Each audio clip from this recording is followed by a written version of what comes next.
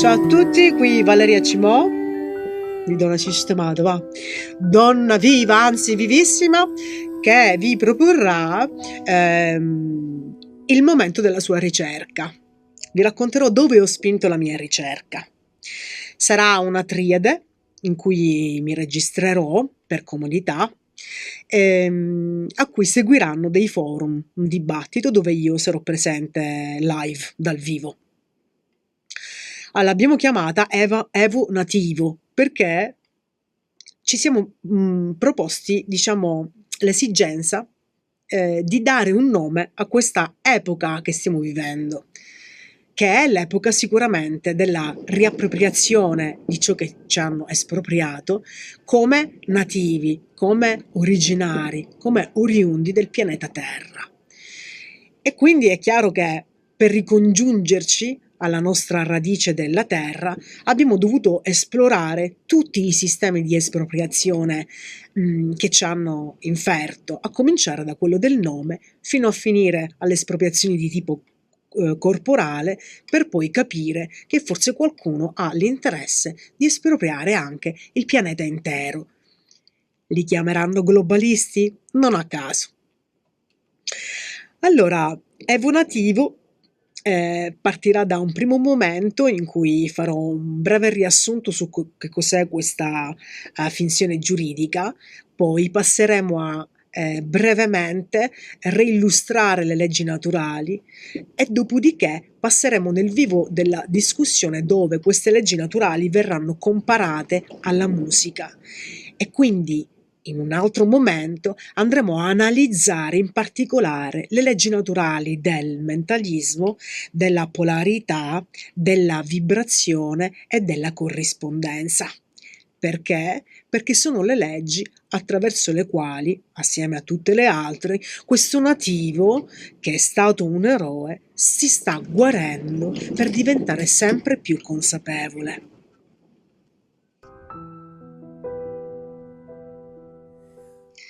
Chi è l'uomo vivo? L'uomo vivo è un indio, l'indio che è dentro ognuno di noi, l'eroe che ha dovuto compiere un viaggio per destrutturare l'artifizio diabolico che delegava la nostra bellezza alla gestione di qualcun altro. Quindi l'indio è colui che reintegra le parti spirituali, animiche e corporali. Capisce che questo corpo, che è l'involucro delle prime due di cui parlavo, cioè l'animica e la spirituale, è il suo territorio. E quindi, apprezzata la bellezza del suo territorio, comincia a prendersi cura del territorio prossemico. E quindi espande l'idea di appartenere a un territorio più che prossemico, che è la terra tutta. E quindi capisce questo indio che l'intenzione di espropriarlo dalla sua anima, dalla sua spiritualità, poi dal suo corpo, corrisponde esattamente a quella intenzione di espropriarlo dalla sua proprietà, dove esprime il suo io sono, ma anche dalla sua terra stessa.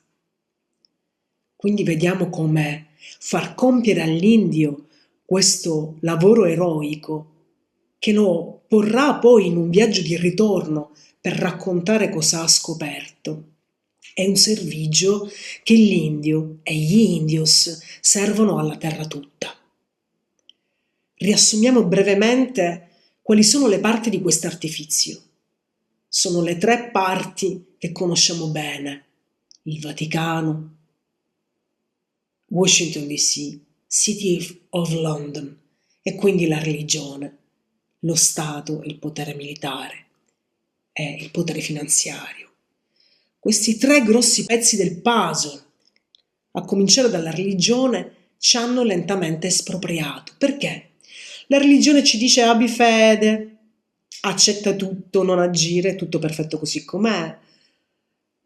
Non pensare, quindi non esercitare la tua creatività, non giudicare, quindi non discernere, e soprattutto ci dice sei in debito, cioè la parola originaria con cui si descriveva il peccato, probabilmente di non dire la verità, di mentire, con il debito, cioè una parola presa direttamente dal linguaggio del commercio.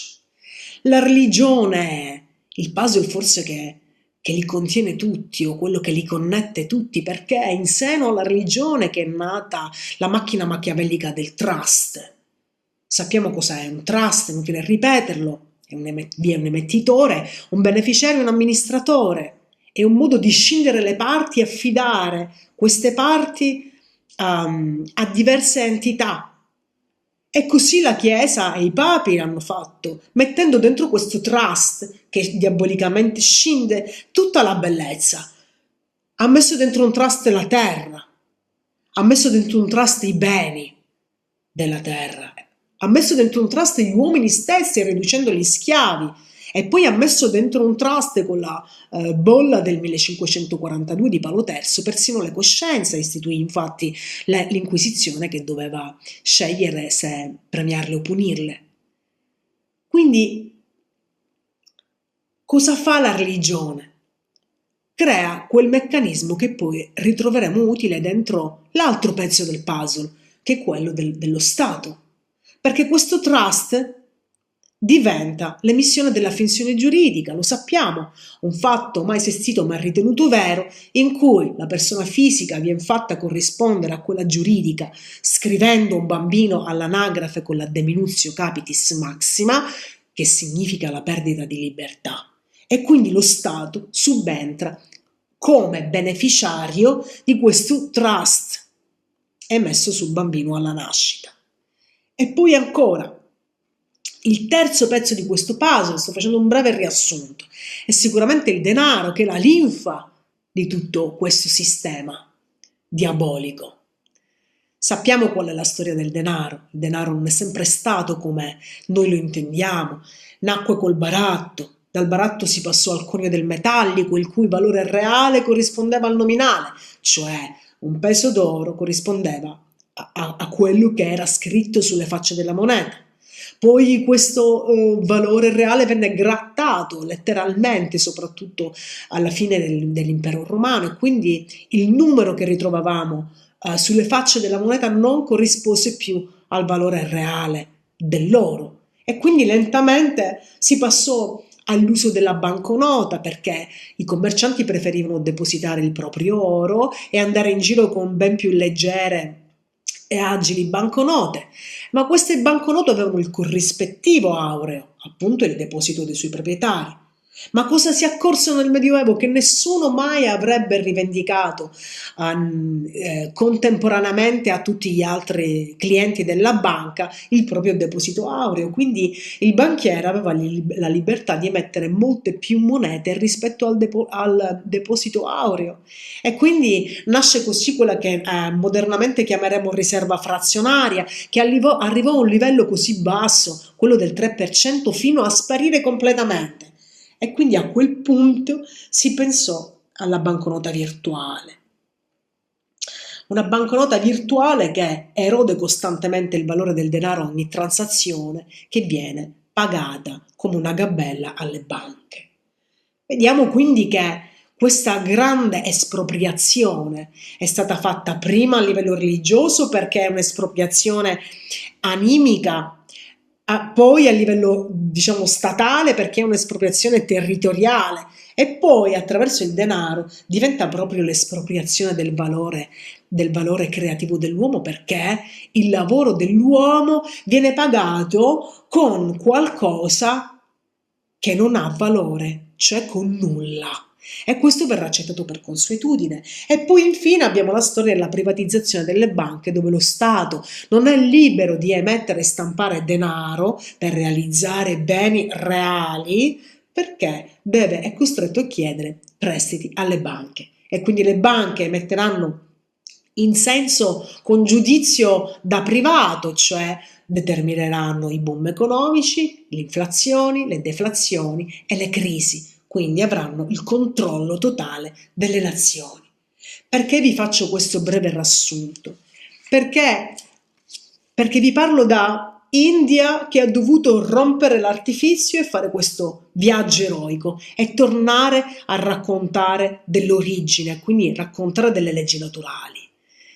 inutile dilungarmi su quali siano stati a livello filosofico, a livello coscienziale, i modi con cui sono riusciti a mantenere il costrutto dell'artifizio.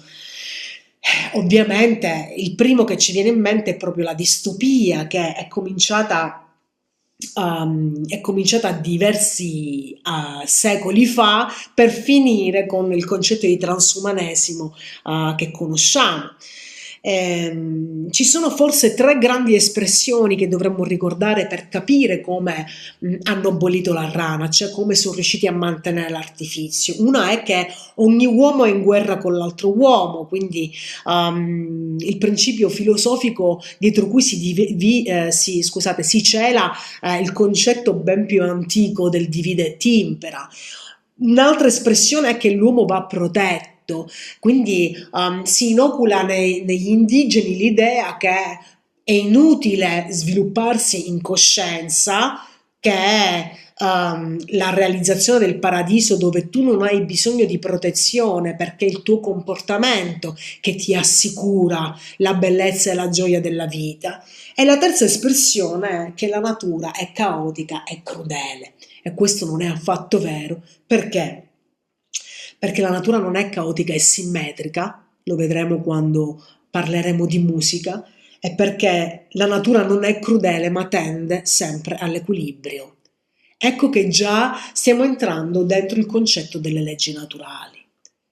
Questo Indios, quindi, fa un lavoro di ritorno a casa, ritorna a Itaca riappropriandosi delle leggi naturali diverse dallo ius giurisprudenziale che è invece inventato dall'uomo. In questo ritorno quindi all'origine, questo eroe ha l'esigenza di raccontare la frode scoperta e si riavvicina quindi alle leggi naturali, si discosta da quelle giurisprudenziali inventate dall'uomo e capisce che dopo diciamo una grossolana analisi di queste tre grosse componenti della frode, della finzione, dell'artifizio, lo studio e la conoscenza delle leggi naturali lo porta ad approfondire ancor più la modalità di questa frode. Vi elenco, giusto per ricordarcele brevemente, quali sono queste leggi naturali che vengono dall'ermetismo. Chi ha voglia, insomma, può recuperare una puntata che abbiamo fatto per Terre Siciliane con Barbara Banco e Daniela Spedicato, dove parlo dell'ermetismo in senso storico.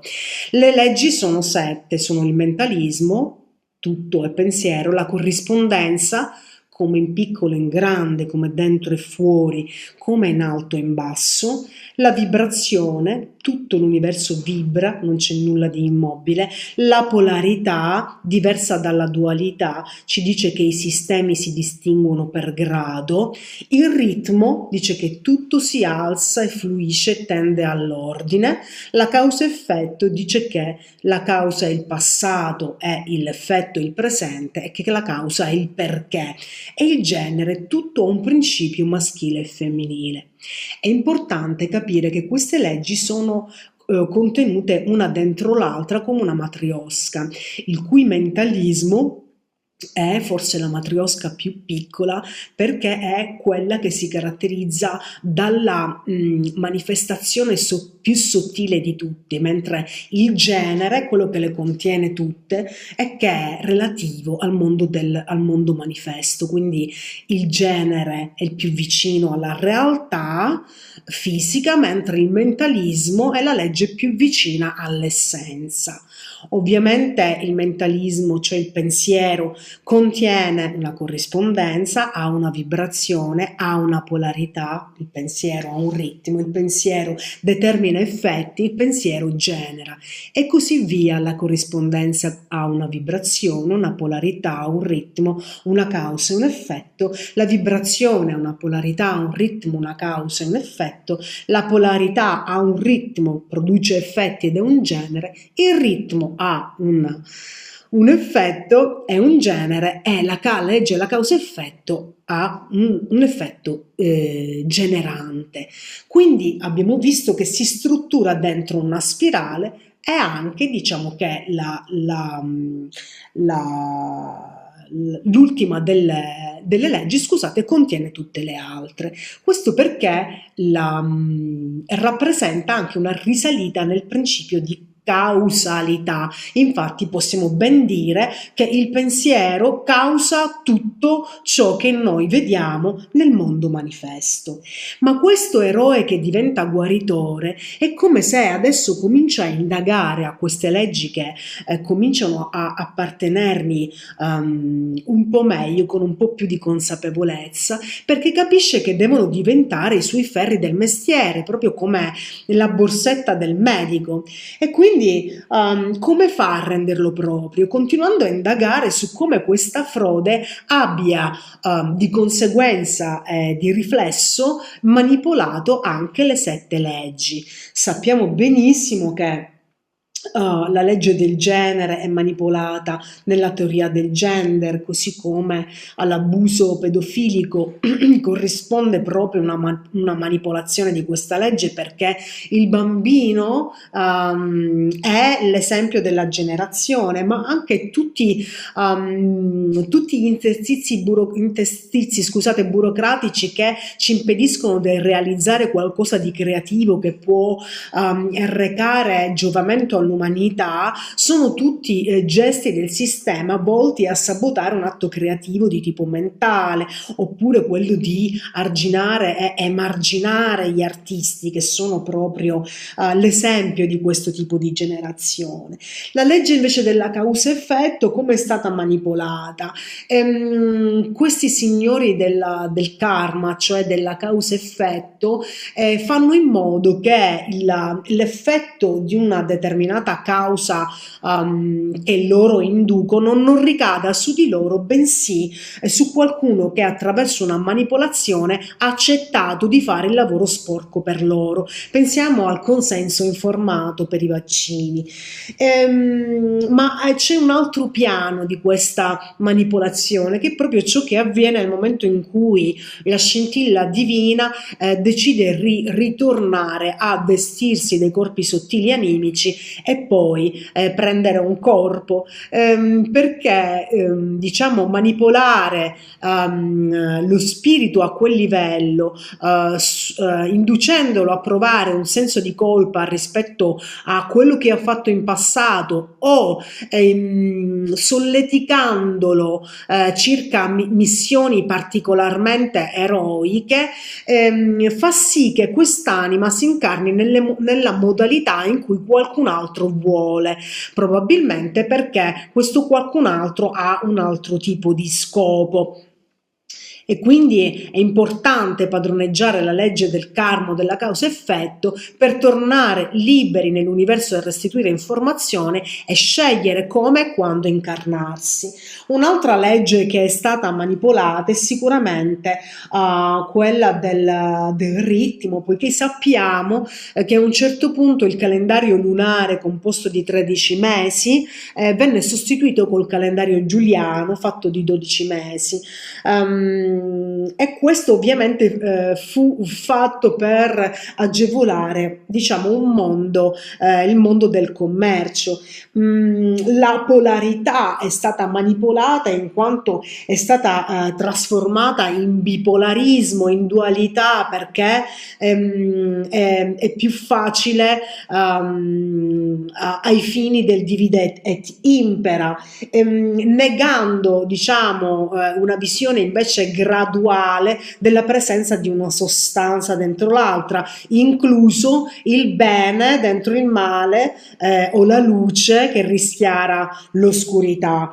O anche, diciamo, essere inconsapevoli della legge della polarità e quindi del grado che è contenuta in essa, cambia completamente l'approccio all'apprendimento. E inoltre anche la vibrazione è stata manipolata, perché hanno cambiato l'accordatura, l'intonazione a tutti gli strumenti, allontanandosi da quella che è una scala naturale. E inoltre la corrispondenza, come hanno manipolato la corrispondenza, allontanando l'uomo naturale dal suo contesto naturale, inurbandolo, poiché l'urbe è un perfetto recinto, è un perfetto deposito per la merce.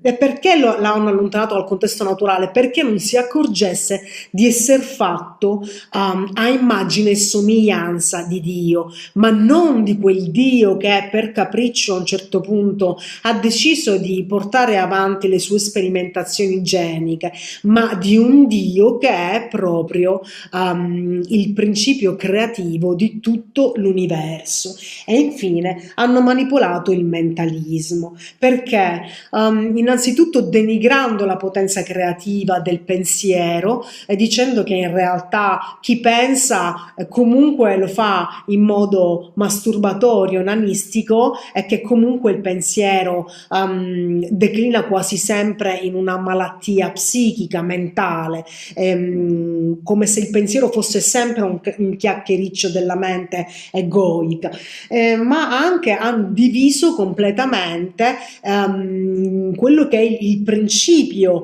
di ogni creazione a livello mentale, quindi di pensiero e quindi anche spirituale, che è l'unione del pensiero maschile con quello femminile, la cui integrazione dà appunto la generazione del figlio.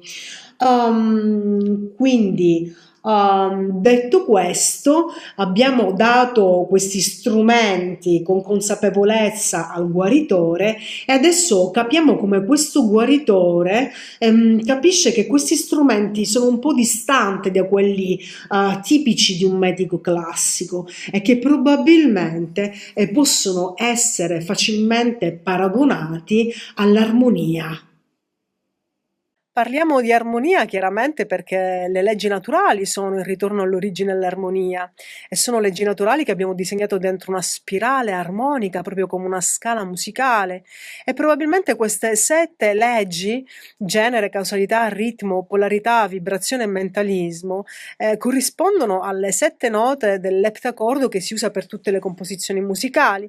Del resto ritroviamo le note anche lungo i chakra, il primo chakra è il Do, il secondo è il Re, il terzo è il Mi, il quarto chakra è il Fa, il quinto chakra è il Sol, il sesto chakra è il La e l'ultimo chakra è il Si, lungo tutta la nostra spina dorsale. E quindi è facile fare il passo di portare diciamo quest'asse, questo eptacordo è fatto di note di leggi naturali, ovviamente dentro al centro propulsore del toroide, perché la nostra spina dorsale è proprio il centro in cui si incrociano e si emanano i flussi elettromagnetici del toroide che ci caratterizza. Lo dicevamo altre volte, insomma, noi siamo un campo elettromagnetico assolutamente autosufficiente che scambia tra il sopra e il sotto, l'alto e in basso, la destra e la sinistra, costantemente flussi energetici che sono che si muovono sia verso l'essenza che verso l'immanenza, che mischiano sia il campo elettrico che con quello magnetico attraverso la forza propulsiva del cuore. E quindi abbiamo questo eptacordo, abbiamo queste 7 note, abbiamo queste 7 leggi musicali dentro il nostro toroide, un toroide autosufficiente. E allora ci viene facile anche fare un ulteriore salto, che è quello di considerare le leggi stesse proprio come una legge musicale, la legge quindi dell'armonia. Andiamola a vedere passo passo. Diciamo, questa è la mia deformazione professionale, per cui ai simboli precedentemente affidati che avete potuto sbirciare dentro la spirale, ricolloco la geometria proprio per renderla parallela allo studio della musica. Il mentalismo, a cosa associo il mentalismo in musica? E come musica intendo appunto l'arte armonica di portare tutto in armonia, quindi pensate quante cose possiamo metterci dentro, non solo la musica. Allora, il mentalismo lo associo alla concezione dell'opera, infatti a questo cerchio appunto al centro, che tra l'altro ha lo stesso simbolo, è proprio fisicamente fisicamente si esprime così, della fecondazione dell'ovulo, appunto il semino dentro l'ovulo, è la stessa cosa della concezione dell'opera, quindi questo lascia pensare. La corrispondenza l'associo ovviamente all'accordo in musica, cioè l'arte di mimare realtà più grandi di noi perché in noi si riflettono. Del resto, lo vedremo più tardi parlando della scala naturale, una musica che sia in consonanza col cosmo è quella che sceglie i rapporti che già nel cosmo esistono e quindi li porta in questa dimensione. E via passando alla vibrazione, un'altra legge naturale. Ovviamente la vibrazione è alla base di tutti i suoni, quindi ancora una volta mi conferma che le leggi naturali hanno a che fare con una composizione armonica. E via ancora la legge della polarità ha a che fare con l'ottava, perché noi ci muoviamo dentro ottave che si muovono da un estremo all'altro unendo le polarità. E lo specialista di questo è proprio il cuore, che è tra l'altro colui che esprime un suono più di tutti gli altri organi perché pulsa. E vivere in queste ottave ci fa vivere esperienze emotivamente diverse, sia quando io compongo in musica che quando penso a un'ottava di diversa sostanza, cioè l'ottava dimensionale. E quindi abbiamo ottave intraterrestri, extraterrestri, galattiche, ma di questo ci occuperemo dopo. L'altra legge che associo ovviamente a questo grande, diciamo, orchestra è sicuramente quella del ritmo. È implicito come possa essere associata alla musica perché tutto ciò che è ciclico nella composizione, pensiamo proprio alle ritmiche che stanno alla base della composizione musicale, danno una ciclicità. Questa ciclicità è proprio l'arte dei maestri di percussione, che sappiamo sia un'arte importante per i musicisti perché danno effettivamente il tappeto, danno la stesura, danno l'ossatura su cui tutto il resto della composizione si muove. E poi la causa e effetto, ovviamente la qualità della musica si misura anche in fatto di ciò che determina l'effetto che può avere all'uditore, quindi all'ascoltatore. E questo è molto dato da degli elementi dentro la musica che sono le cosiddette dinamiche. Le dinamiche sono il piano, il pianissimo, il forte, il fortissimo, ma anche il cambio di registro, anche le modulazioni tonali, tutto quello che tende all'equilibrio e che dà un effetto, quindi generalmente all'ascoltatore un effetto emotivo, ma anche curativo, perché sappiamo che la musica cura, può intonare gli organi. E poi c'è, diciamo, la legge del genere, che ovviamente è quella della composizione stricto sensu, cioè come io vado a scrivere, stendere una composizione, come la genero, come la porto nella realtà.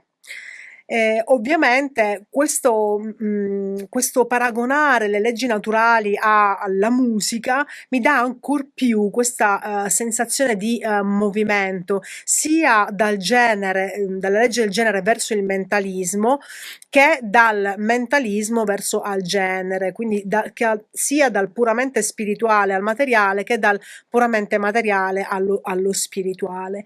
Tutte queste leggi ovviamente sono compenetrate una dentro l'altra. Lo vediamo in questo disegno in cui vediamo appunto la concezione, il cerchio col punto al centro, l'accordo, le spirali dentro il cerchio, il suono, la vibrazione che si sviluppa lungo le pareti della sfera, l'ottava che si sviluppa tra questa X, la ciclicità, queste frecce che vedete sia da destra verso sinistra che da sinistra verso destra, e infine la svastica che, come abbiamo esaminato l'altra volta, incarna la legge della causa-effetto, cioè del karma, le conseguenze delle nostre azioni, e poi appunto i due triangoli convergenti verso il centro, che sono la composizione, il genere, il maschile e il femminile, che si compenetrano fra di loro per comporre. L'opera armonica.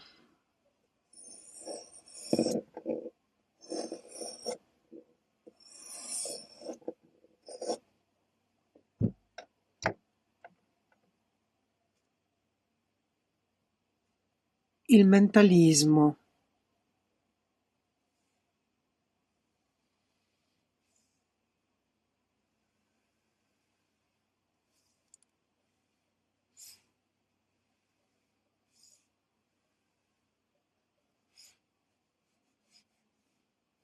Il genere.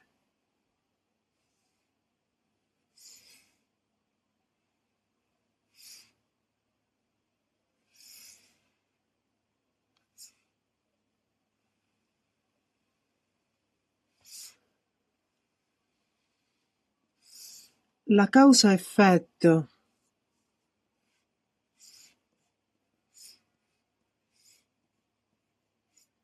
Il ritmo.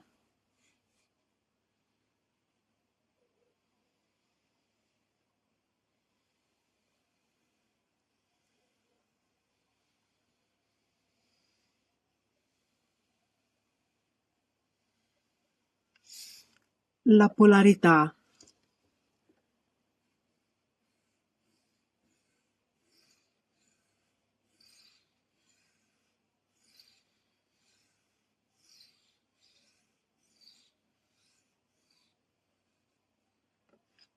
La vibrazione.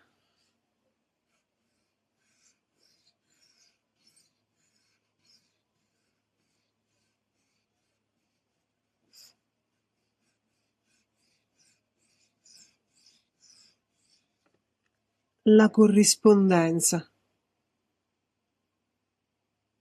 Il toroide.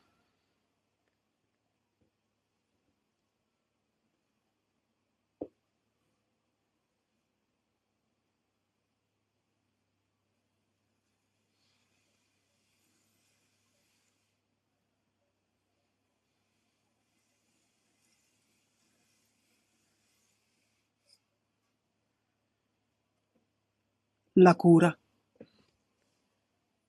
Abbiamo visto quindi che riappropriarci di queste sette leggi naturali fa di noi degli artisti, perché letteralmente parliamo in musica, e quindi anche dei guaritori, perché la musica, l'armonia guarisce a tutti i livelli. La prima delle leggi naturali che è stata manipolata, di cui noi dobbiamo riappropriarci, è sicuramente quella del mentalismo. Come mente intendiamo lo spirito, cioè quella peculiarità, quella sostanza particolarmente eterica che ci rende vicino all'intelligenza originaria. Questa mente ovviamente non ha sede nella scatola cranica, ma il pensiero è frutto di tutte queste note poste in accordo tra loro. Andiamo a precisare qualcosa di cui abbiamo già discusso nel video che abbiamo fatto sull'osservatore, ma è indispensabile per capire come questa legge naturale deve essere, tra virgolette, sanificata, bonificata. Diciamo, l'errore che si fa comunemente è di confondere una mente inferiore o inconscia, che è quella, diciamo, più sottoposta a certi suggerimenti anche del basso astrale, non di altissima qualità, appunto l'inconscio, è la mente superiore, che invece ha risolto tutti i demoni tipici dell'inconscio, apre le ali e diventa coscienza. E lì dove diciamo coscienza, diciamo sempre l'unione del principio maschile e femminile che riescono a creare. Quali sono le differenze tra questa mente inconscia inferiore e quella superiore conscia, quindi tra l'inconscio e la coscienza? Sicuramente l'inconscio si caratterizza dall'illusione, delle trappole delle illusioni, mentre la coscienza vuole la verità. L'incoscienza o inconscio predilige la virtualità, sempre come categoria di queste illusioni, che è, diciamo, il luogo dove vogliono traghettarci. Pensiamo appunto agli universi virtuali tecnologici, gli universi sanitari tecnologici, ma anche agli universi relazionali tecnologici e ovviamente finanziari. non dico altro se ci basta, mentre chi ha coscienza capisce che la realtà è qualcosa che lo fa sovrano, che lo fa un monarca interiore e un anarchico esteriormente. Ancora avanti, l'inconscio tende a dividere, che è diverso da separare, perché separare magari è un po' come separare il grano dalla pula, cioè avere la capacità di separare il grossolano dal sottile, potremmo dire alchemicamente, mentre proprio la divisione è il principio del divide et impera, della netta separazione delle parti, e quindi dall'impossibilità di fuoriuscire anche da queste due parti. Il contrario è quello che fa invece la mente conscia, che tende a integrare, quindi integra la luce col buio e accogliendo il buio riesce a dissolverlo, dipanarlo, a dargli la possibilità di portare delle informazioni.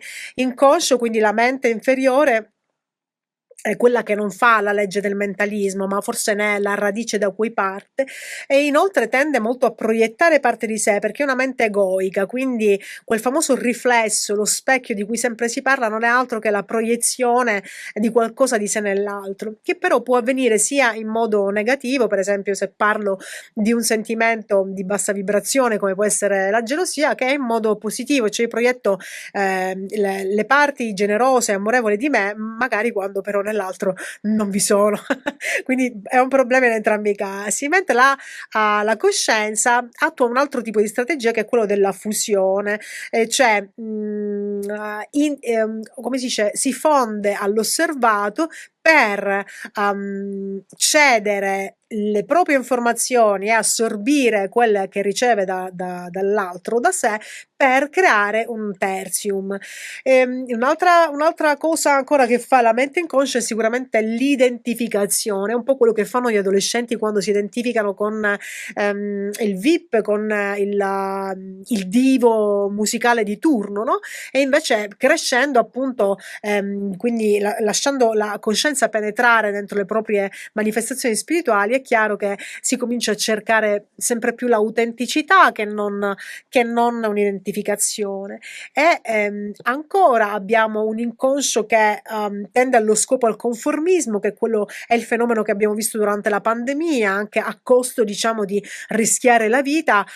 Non ci si vuol sentire fuori dal branco, dalla grande famiglia, da qualcosa a cui appartenere, ma è anche il principio più semplice di chi persegue le mode a oltranza, anche quando non se lo può permettere. A questo tipo di conformismo, in cui c'è anche ovviamente il dogma religioso e molto altro, noi nella mente cosciente sostituiamo l'attenzione, che anche qui è una sfera spirituale del presente, dell'essere, ma anche dell'empatia.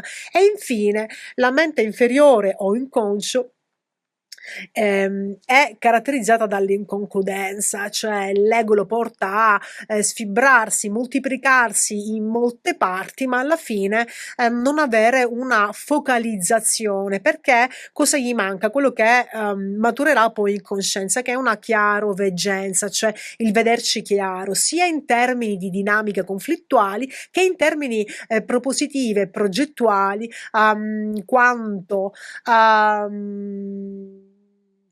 la capacità di avere visione. La domanda che si fa generalmente a chi ha un certo rispetto di questa legge, cioè quella del mentalismo, e quindi ha a cuore una delle caratteristiche prima dell'uomo, che è appunto la creatività, è: ma proprio sullo schema che hai riproposto, mi chiedono, cioè quello di un toroide che è finito, è infinitamente rigenerantesi, che mima il macrocosmo nel microcosmo, in che cosa possiamo essere creatori? Mi si può dire: ma i mattoncini sono sempre quelli lì, non facciamo altro che imitare. È importante capire che vi è una parte deterministica nel perseguire leggi naturali, perché ricalcano una legge che gestisce qualcosa di molto più grande di noi, ma c'è una parte invece assolutamente libera e creativa, in cui l'uomo può apportare la propria informazione, e anzi questo mondo macrocosmico ha bisogno di un nuovo supporto da parte nostra per capire com'è la sua sostanza e anche la sua probabilità, capire in quante maniere può declinarsi. Diciamo, è semplice rispondere a questa obiezione. Continuiamo a essere creatori nonostante siamo in un sistema finito, rigenerantesi e corrispondente, per i seguenti motivi. Innanzitutto, ehm, quello di cui dicevo prima, cioè dobbiamo consegnare a questa essenza una manifestazione della coscienza. Quindi noi a questo uno infinito, primigenio, dobbiamo restituire l'informazione che abbiamo elaborato durante l'esistenza, e quindi durante la manifestazione. Quindi siamo una parte della coscienza e siamo un'informazione importante della coscienza stessa, quindi l'intelligenza prima. Poi appunto l'atto creativo per eccellenza è quello di scegliere che leggi seguire, quindi siamo ancora in un momento in cui scegliamo lo ius inventato dall'uomo o capiamo che dobbiamo osservare le leggi naturali per allinearci a questo qualcosa di immensamente più grande e penso anche piacevole di noi. E quindi l'atto creativo risiede anche nel libero arbitrio. Io credo che noi abbiamo la possibilità di scegliere anche quando raggiungiamo la consapevolezza di essere stati profondamente ingannati. Abbiamo la possibilità di scegliere di andare profondamente nel nostro inconscio e capire perché ci siamo lasciati ingannare. Questo è un atto creativo. Quindi possiamo scegliere di utilizzare un metodo di conoscenza che può essere l'apofatico, cioè un sistema per prove ed errori che sposa a volte le ombre e a un certo punto però capisce che le ombre non vanno più bene, le rigetta e le trasforma o le accoglie e le trasforma meglio. Oppure possiamo scegliere il metodo catafatico, cioè l'attuazione di una consapevolezza profonda, animica, spirituale. E quindi sono tanti i gesti creativi che facciamo, ma andiamo avanti, possiamo creativamente scegliere di integrare l'intuito alla razionalità, di fare sempre di queste due parti un maschile e un femminile che si incontrano, e perché lì avviene l'insight creativo come la nascita di un bambino. Quindi scegliere sempre di integrare l'intuito alla razionalità anziché lasciare che si sbilancino le cose o dalla parte dell'intuito generando schiavitù, generando un pensiero ingenuo, o dalla parte della razionalità generando una psicopatia, una rigidità. E ancora un'altra maniera in cui ci si chiede di essere creativi nei confronti di questi Lego, questi mattoncini che possiamo usare dentro questo sistema finito, finito fino a un certo punto, finito. Sicuramente scegliere il gioco e la gioia come criterio di conoscenza di queste leggi, che il gioco e la gioia sono la chiave per capire come queste stesse leggi sono state manipolate. Perché nel momento in cui subentra una competizione o uno sforzo che è una cosa diversa da disciplina, cioè la disciplina è qualcosa che passo passo per gradualità ti consente di apprendere qualcosa, mentre lo sforzo è qualcosa che è spinto dall'ego. Quindi le leggi naturali hanno bisogno di essere conosciute attraverso il gioco e l'armonia, la felicità e ancora un altro modo di scegliere, quindi di utilizzare la creatività in questo sistema finito, è sicuramente far coincidere la nostra parola con la vibrazione. Cosa vuol dire questo? Allontanare la menzogna e risuonare in verità, avere consapevolezza della potenza del dono enorme della parola che è stato fatto all'uomo, per quanto la parola possa generare delle incomprensioni, ma mai quando si è in una maturità coscienziale sufficiente da capirsi ugualmente, perché vi è una risonanza empatica, quindi si può andare attraverso l'uso personalizzato delle parole. E poi ancora l'atto creativo per eccellenza è sicuramente quello di connettersi alla conoscenza, anziché appunto perseverare l'ignoranza. E appunto oggi è più che mai possibile perché non si può più verificare la nescenza, cioè una situazione in cui io non posso approdare a nessuna informazione. Un'altra scelta creativa che io faccio è il costante anelito alla miglioria senza sforzo, in amore, in accoglimento delle proprie parti. E sicuramente il primo atto per eccellenza che ci muove dentro questo sistema finito e autoregenerantesi è l'inseparabilità dello spirito dalla materia, quindi l'inseparabilità dall'uomo dalla donna, l'inseparabilità dall'eterico, dal materico, e chi più ne ha più ne metta.